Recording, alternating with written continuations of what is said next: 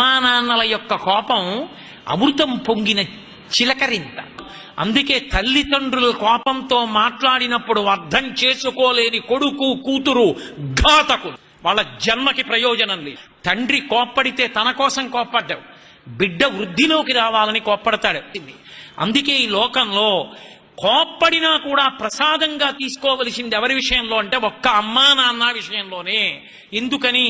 అది దిద్దుబాటు కొరకు తప్ప, వాళ్ళు బాగుపడాలని తప్ప, వాళ్ళు పాడవ్వాలని కాదు. తల్లి కోపాన్ని తండ్రి కోపాన్ని వక్రీకరించి చూపించి మేం పెద్దవాళ్ళమయ్యాం మీరెవరు కోపగించుకోవడానికి అని అడగడం సాహసం. ఎంత వయసు వచ్చినా తండ్రి తండ్రే, తల్లి తల్లి. వాళ్ళ మాటలలో తప్పు పట్టడానికి, ఆ మాట మాట్లాడడానికి, వాళ్ళకున్నటువంటి అధికారాన్ని ప్రశ్నించడానికి బిడ్డలకి అసలు అర్హత, అధికారము, హక్కు లేనే లేవు. అంతటి గొప్ప దైవస్వరూపం అమ్మ.